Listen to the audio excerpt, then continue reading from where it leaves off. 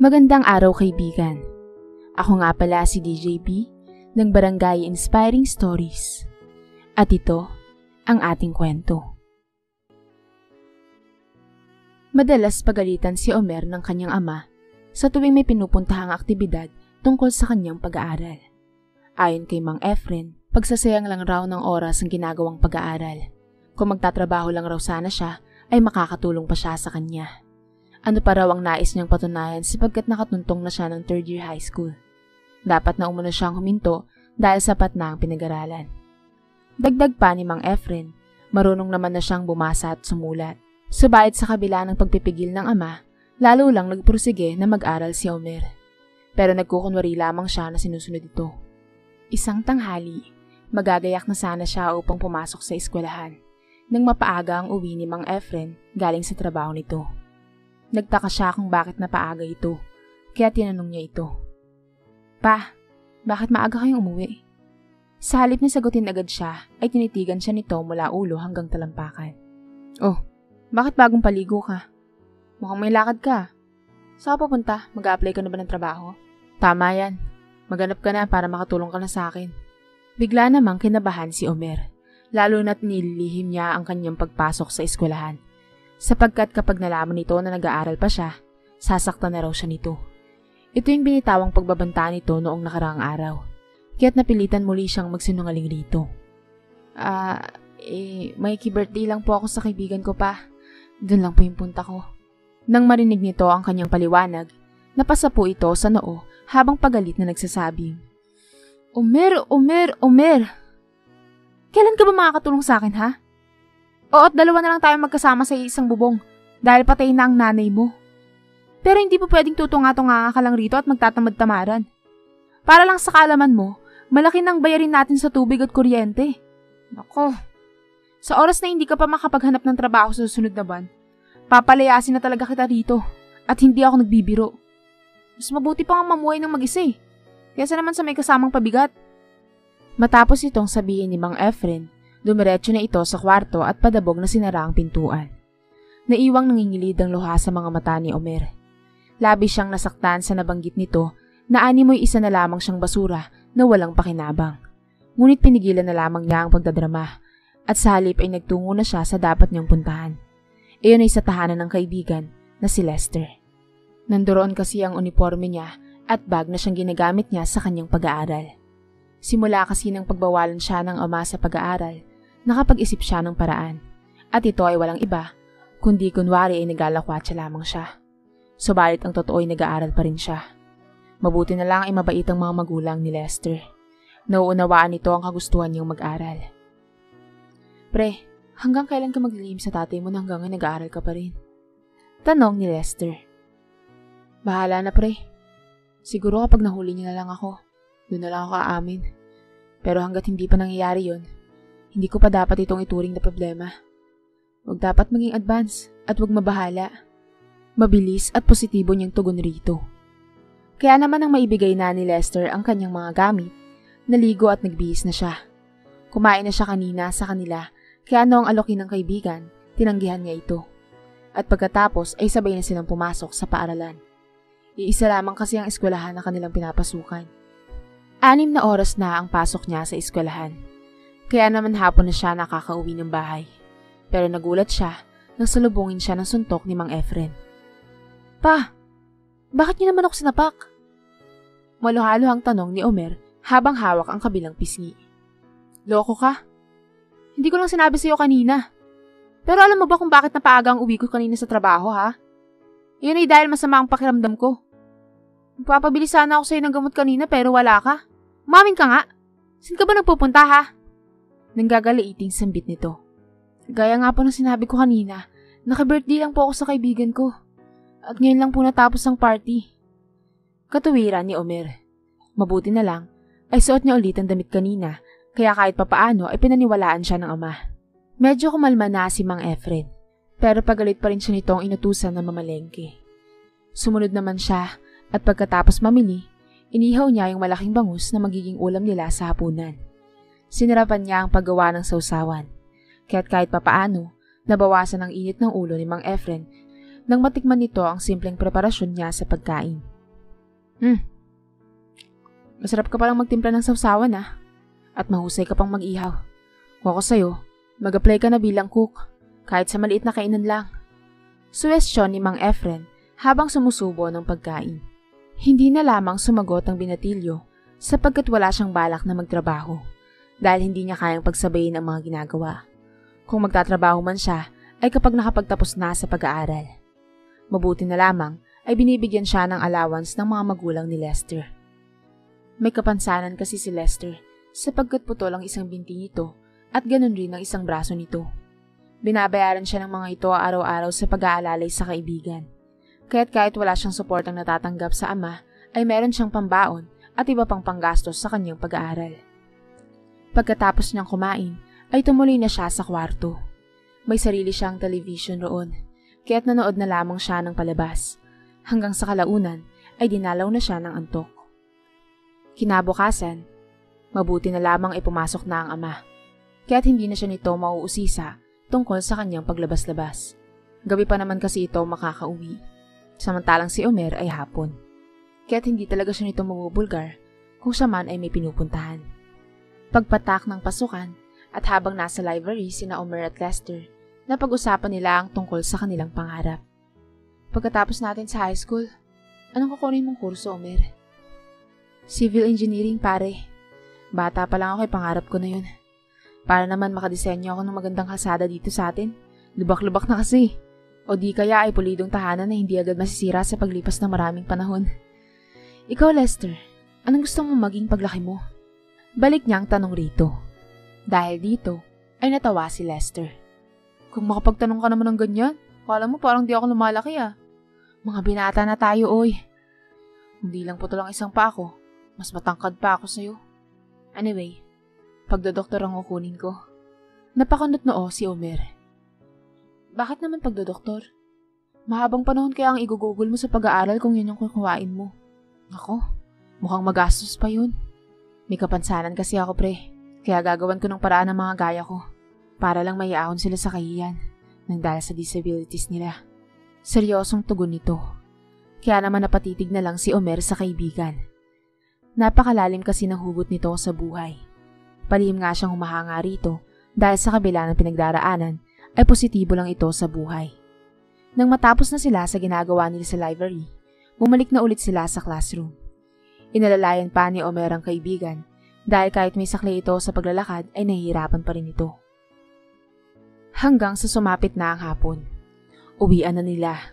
Kaya ang ginawa niya ay hinatid niya muna si Lester sa tahanan nito at pagkatapos nagtuloy-tuloy na siyang magtungo sa kanilang bahay.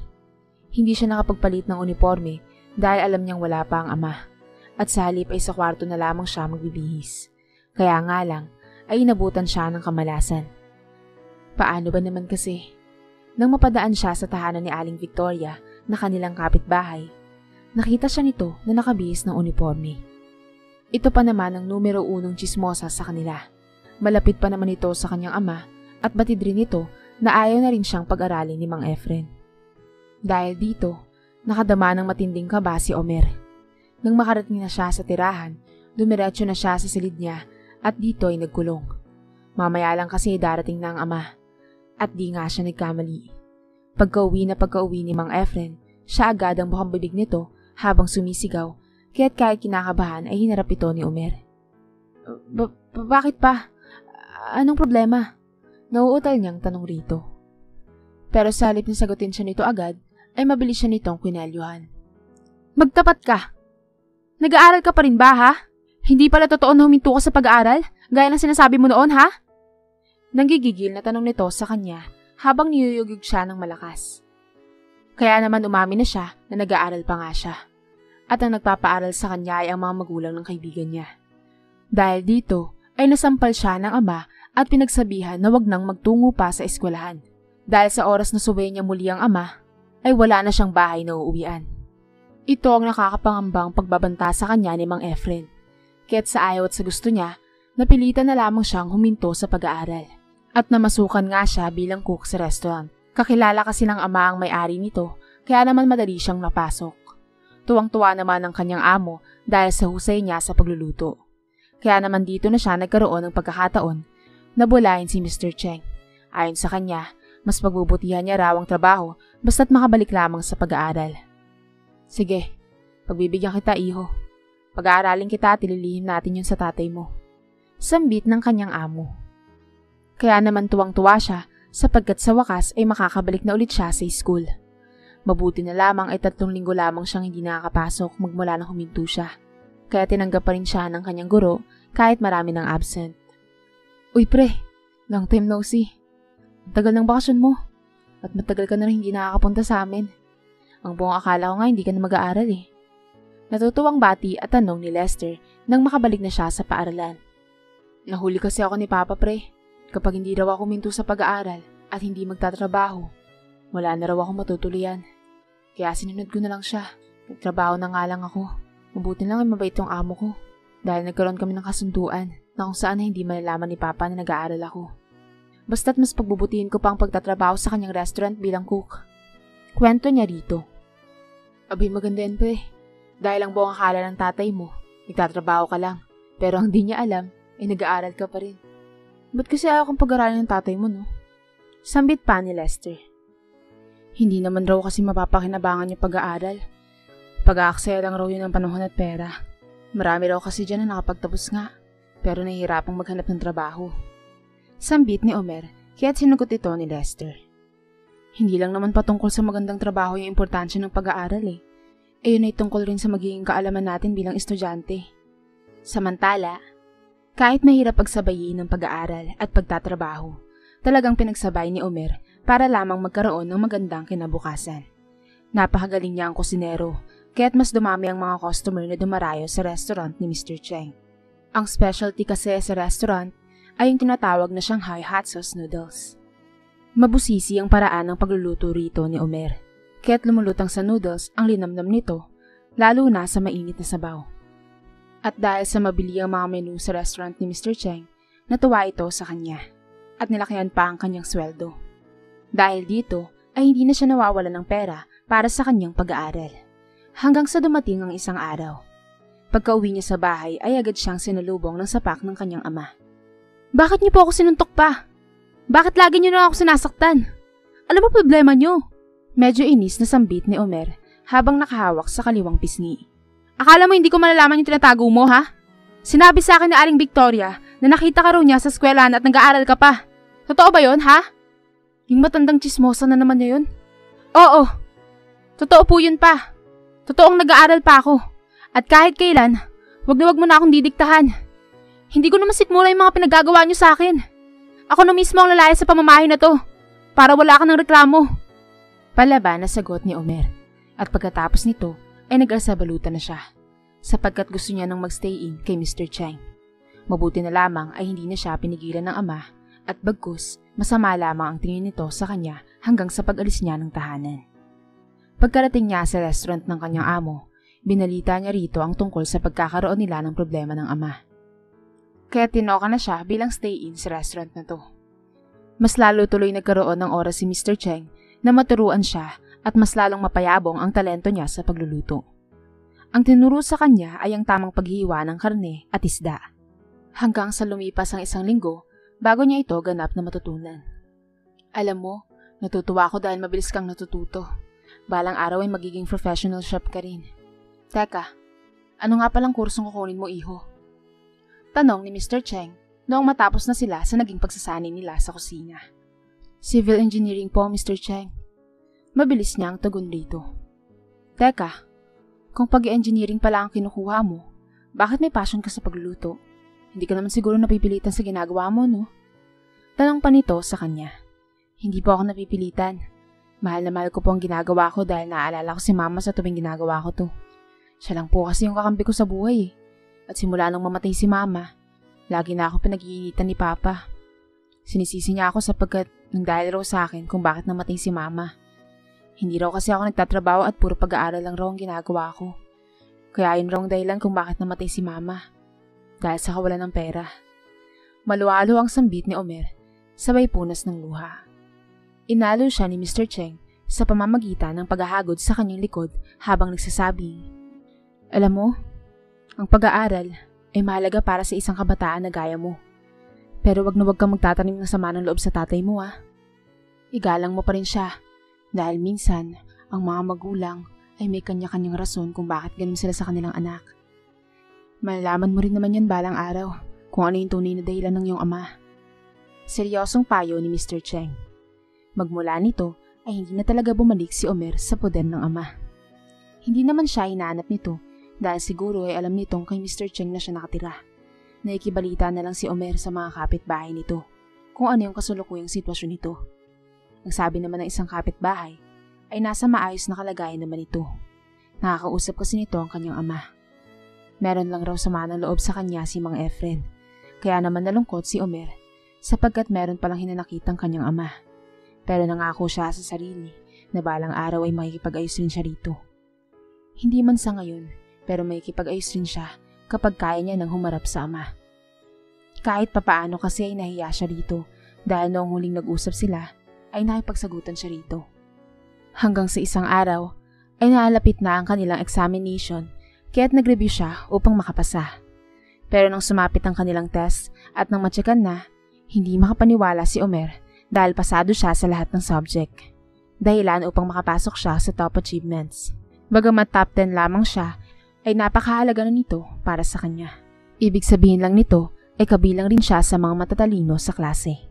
May pag-asa rin siya na baka sa pagtuntong ng kolehiyo ay magkaroon siya ng scholarship. Kahit malayo pa siya sa kolehiyo, sapagkat third year high school pa lamang siya, itinatak niya na sa sarili na dapat magkaroon ng top hanggang fourth year para magkaroon nga siya ng scholarship. Sa mga panahong ito, ay nakakausap na ni Omer si Aling Victoria. Dito na kasi siya nakikibalita patungkol sa kanyang ama. Mabait naman ang Ali, pero likas na talaga rito ang pagiging tsismosa. Ganun pa man, pagkatapos ng uwian, ay dumiretso siya sa tahanan nito upang ito'y kanyang muling makausap. "O, iho, anong kailangan mo? Bakit ka napasadya? Kukumustahin mo bang tatay mo sa akin?"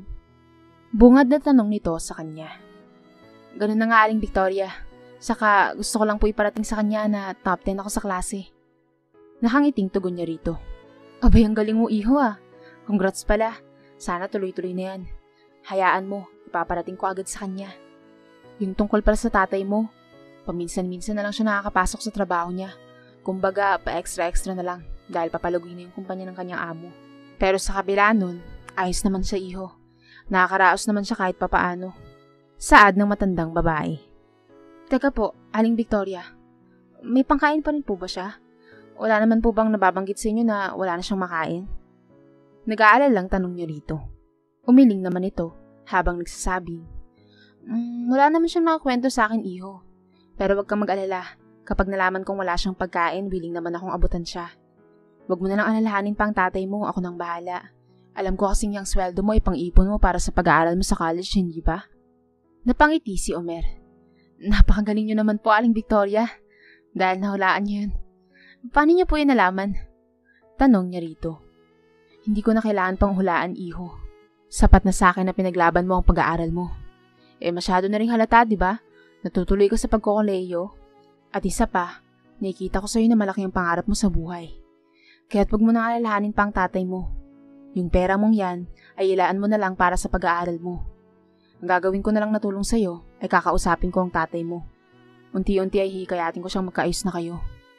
Seryosong sambit ni Aling Victoria. Dahil dito ay lubos ang pasasalamat ni Omer. Hindi niya akalain na may taglay palang kabutihang loob ang taong ito. Malakas ang tiwala niya na nang dahil kay Aling Victoria ay magbabago ang turing sa kanya ni Mang Efren. Subalit dumating ang hindi inaasahan sa paglipas lamang ng mga araw. Nabalitaan na lang ni Omer na pumanaw na si Aling Victoria dahil inatake ito sa puso. Halos hindi makapaniwala ang binata dahil nung isang araw lang ay nakausap pa niya to. Ayon dito, wala raw pakialam ang ama kung siya ay meron mang top sa klase. Mukhang may sama pa raw ito ng loob sa kanya.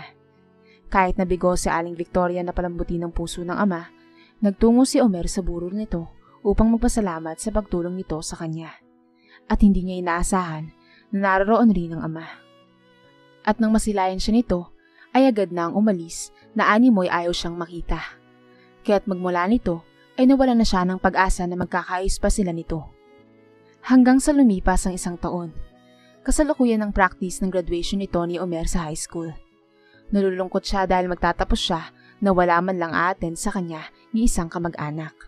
Hanggang sa pumatak na nga ang araw ng kanilang graduation. Habang umakyat siya sa entablado upang sabitan ng medalya bilang first honor sa kanilang klase, bigla rin namang may umakyat na isang pamilyar na tao sa stage. Inabot nito ang medalya sa principal at ito na mismo ang nagsabit sa kanyang leeg. Pa, nandito po kayo? Teka, akala ko po ay galit kayo. Takang tanong ni Omer habang nauutal dahil hindi ito makapaniwala. Hindi na anak, hindi na ako galit sa'yo. Ako naman talaga yung may mali dahil hindi ko sinusuportahan ang gusto mong tahakin sa buhay. Kaya pasensya na anak dahil sa pagiging makasarili ko. Mula ngayon ay susuportahan ko na yung mga pangarap mo. Hindi na ako tututol sa lahat ng gusto mo. Basta't alam kong tama to. Patawarin mo ako anak. Patawad talaga sa lahat ng nagawa ko sa'yo. Maluhaluhang payag ni Mang Efren sabay yakap sa kanyang anak. Gumanti rin naman ng yakap si Omer. Kaya naman yung masayang sandali nilang mag-ama habang nasa entablado ay masigabong pinalakpakan ng mga tao roon. Tila ba nababasa ng mga ito ang kanilang emosyonal na pagkikita. Tuwang-tuwa rin ang kaibigan niya na si Lester dahil sa wakas inikaayos na sila. Pagkatapos ng seremonya ng graduation ay nagpunta sila sa restaurant ni Mr. Cheng para doon kumain at mag-celebrate. Ang kwento ng kanyang ama, may sulat raw palang iniwan si Aling Victoria bago ito mamatay. Naantig raw ang puso niya nang malaman na araw-araw palang nagpupunta si Omer sa kapitbahay na ito para lamang kamustahin si Mang Efren. Nakiusap rin si Aling Victoria sa liham na sana ay magkaayos na sila. So, dahil lang po ba sa pakiusap ni Aling Victoria kaya nawala yung galit niyo sa akin? Baka po napipilitan lang kayo pa. Tanong ni Omer. Inalis ko na yung lahat ng sama ng loob ko anak. Gaya nga nang nabanggit ko kanina, kung tutusin, ako yung may mali Kaya patawarin mo na ako anak. Siguro kaya nasasabi ko noon na magtrabaho ka na lang at wag nang mag-aral. Dahil wala na akong katuwang sa buhay. Dahil wala na ang mama mo. Pero pagkakamali ko yun anak, kaya babawi ako sa'yo. Pag-aaralin kita sa kolehiyo. Alam kong meron kang scholarship na matatanggap. Pero bibigyan pa rin kita ng allowance. Meron na kasi ako regular na trabaho anak. Masayang saad nito sa kanya.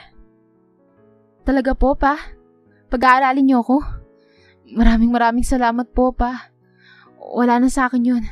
Pinapatawad ko na po kayo. Ang mahalaga ito na tayo ngayon. Tuwang-tuwang sambit ng binata. Magmula nito ay bumalik na si Omer sa poder ng kanyang ama. Noong college na siya ay nagpa-part-time pa rin siya kay Mr. Cheng kahit may allowance na siya galing sa ama. Dahil dito ay nakapag-ipon siya at sa huli ay nakapagtapos siya ng pag-aaral sa kursong Civil Engineering. Nang matanggap niya nga ang diploma at noong nasa bahay na sila ay niregalo niya sa ama ang naipon niya. Kaya tuwang-tuwa ito dahil napakalaking halaga nito. Ayon pa nga sa ama ni Omer, talagang malaking leksyon sa kanya ang pinatunayan niya. Dapat pala talaga na suportahan ng mga magulang ang pangarap ng kanilang mga anak upang makamit nito ang tagumpay. Ika nga sa kasabihan, sa mga magulang dapat unang nanggagaling ang motibasyon para sa kanilang mga anak. At dahil nakapagtapos na si Omer sa pag-aaral, sa huli ay naging matagumpay na siyang engineer. Kaya't namuhay silang mag-ama ng payapa, sagana at higit sa lahat ay nagmamahalan.